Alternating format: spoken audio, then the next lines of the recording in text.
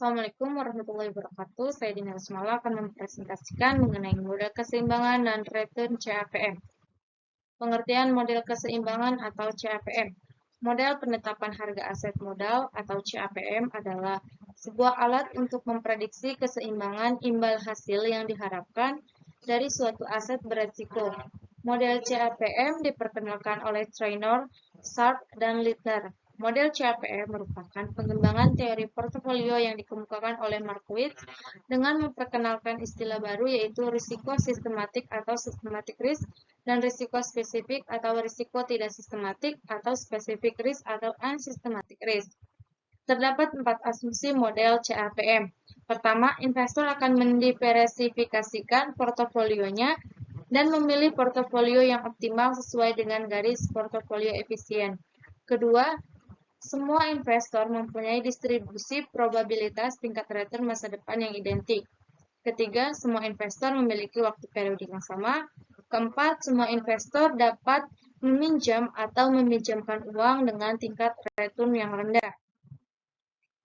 Garis pasar modal atau capital market line. Hubungan antara risiko dan return portofolio efisien akan menghasilkan garis pasar modal atau capital market line. Sementara hubungan antara risiko dan return sekuritas individual akan menghasilkan garis pasar sekuritas, security market line. Garis pasar modal menggambarkan hubungan antara return harapan dan risiko total dari portofolio efisien pada pasar yang seimbang. Garis pasar modal terdiri dari portofolio efisien yang merupakan kombinasi dari aset yang beresiko dan aset yang bebas risiko. Slope CML akan cenderung positif karena adanya asumsi bahwa investor bersifat risk averse berdasarkan data historis. Adanya risiko akibat perbedaan return aktual dan return harapan bisa menyebabkan slope CML yang negatif. Garis besar pasar modal dapat digunakan untuk menentukan tingkat return harapan untuk setiap risiko portofolio yang berbeda.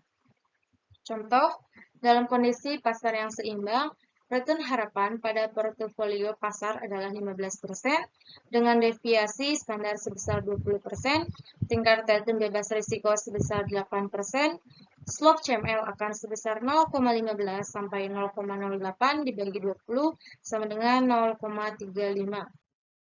Garis pasar sekuritas. Garis pasar sekuritas atau security market line adalah garis yang menghubungkan tingkat return dari suatu sekuritas dengan risiko sistematis atau beta.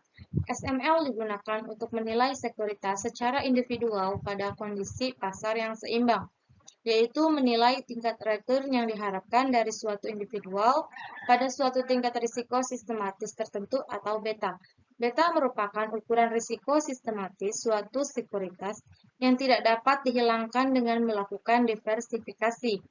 Beta menunjukkan sensitivitas return sekuritas terhadap perubahan pasar. Sebagai ukuran sensitivitas, return saham beta juga dapat digunakan untuk membandingkan risiko sistematis antara satu saham dengan saham yang lain. Kondisi pasar yang seimbang, harga sekuritas-sekuritas seharusnya berada pada SML, karena titik-titik pada SML menunjukkan tingkat return harapan pada suatu tingkat risiko sistematis tertentu. Tetapi, terkadang bisa terjadi suatu sekuritas tidak berada pada SML, karena suatu sekuritas tersebut undervalue atau overvalue. Estimasi beta. Untuk mengestimasi besarnya koefisien beta bisa digunakan market model. Pada market model tidak digunakan asumsi error term untuk setiap sekuritas tidak berkorelasi satu dengan yang lainnya. Persamaan market model bisa dituliskan juga seperti persamaan single index model seperti berikut. RI sama dengan AI ditambah beta IRM ditambah EI. Dalam hal ini RI return sekuritas I, alpha I return indeks pasar, beta I intercept, RM slope, EI random residual error. Garis karakteristik juga bisa dibentuk dengan menggunakan excess return dengan mengurangkan masing-masing return total sekuritas maupun return portofolio bebas risiko. Dengan demikian, persamaan regresi di atas dapat dimodifikasi dengan RI dikurangi RF sama dengan alfa I ditambah beta I, RM dikurangi RF ditambah EI. Faktor yang mempengaruhi keakuratan estimasi beta.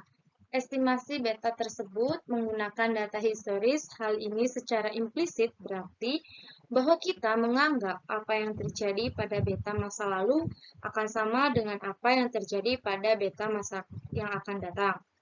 Kedua, garis karakteristik dapat dibentuk oleh berbagai observasi dan periode waktu yang berbeda dan tidak ada satupun periode dan observasi yang dianggap tepat. Dengan demikian, estimasi beta untuk satu sekuritas dapat berbeda karena observasi dan periode waktunya yang digunakan berbeda.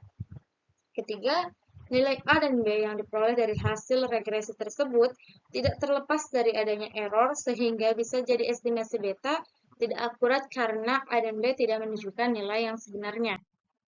Risiko bisnis dalam perusahaan.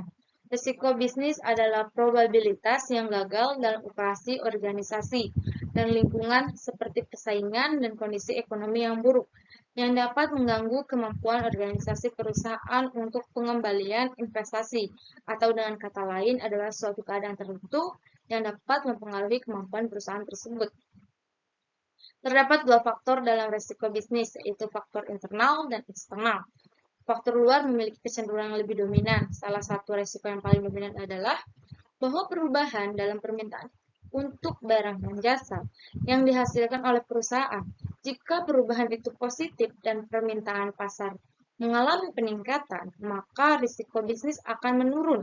Tetapi sebaliknya, jika permintaan pasar menurun, baik karena persaingan bisnis atau perubahan kondisi ekonomi secara umum, maka faktor risiko tersebut atau untuk investor akan meningkat secara signifikan. Macam-macam risiko yang dihadapi perusahaan. Pertama, risiko spekulatif. Risiko spekulatif adalah risiko yang memiliki kemungkinan terjadinya dua peluang. Peluang terjadinya kerugian dan peluang terjadinya keuntungan.